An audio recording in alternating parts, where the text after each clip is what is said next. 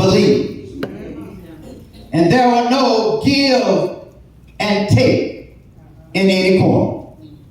In other words, nobody wanted to give in. Everybody wanted their own way. And nobody could see the other person's point of view. We don't have that here, do we? Disaster was about to strike. The church was divided, and a severe split was threatened. This was the first problem that Paul had to deal with. Paul had to deal with this first because the Bible says, a house that is divided against itself cannot what?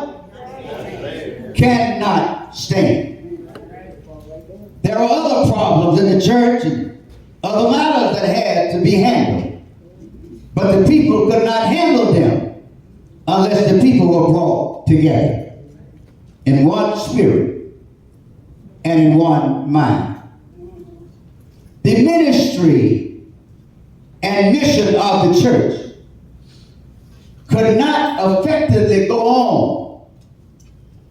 on until the people of God stood together.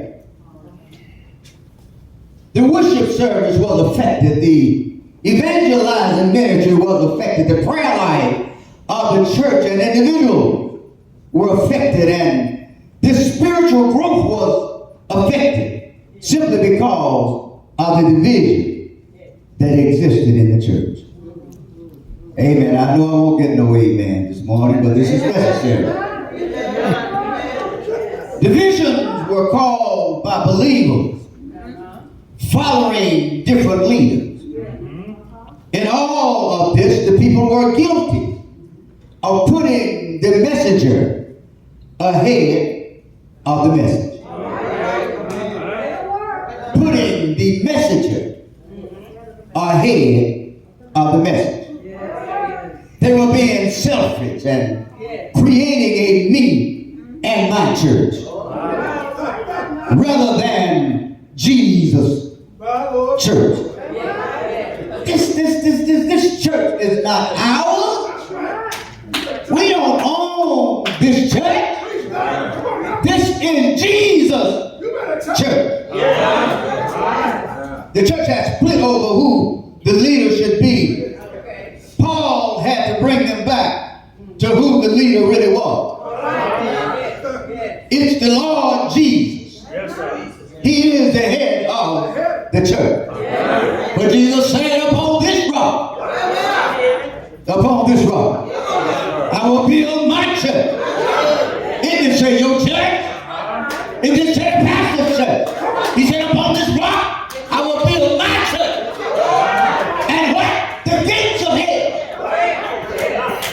I don't care how strong you are. I don't care how you try to tear it apart.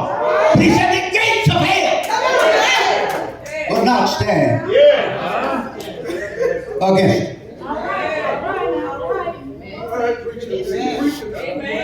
The Corinthian church had 4 cliques around certain men of the church. In one group were the proud people of Paul. In another group were the adoring admirers of Apollos.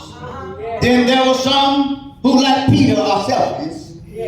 And like always, there were those who claimed to be on nobody's side. And they believed that they were the only followers of Christ. Division within the church is one of the most serious problems a church could ever face.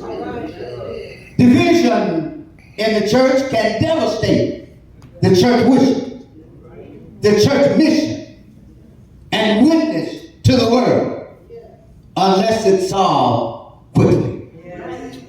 No matter how much church has going, division can render it ineffective. The word division is made up of the prefix di, which means two.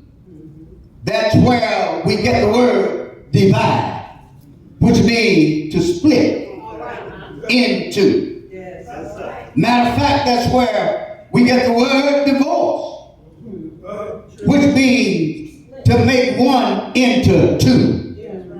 That's where we get the dialogue, which means two people speaking. In other words, division can mean double vision.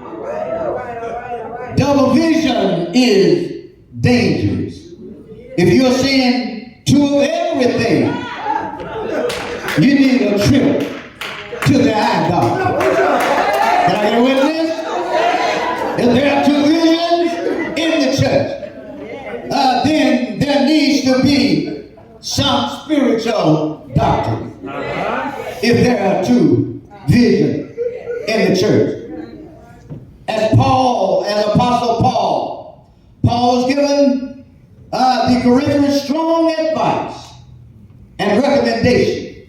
He's urging them to act upon the preaching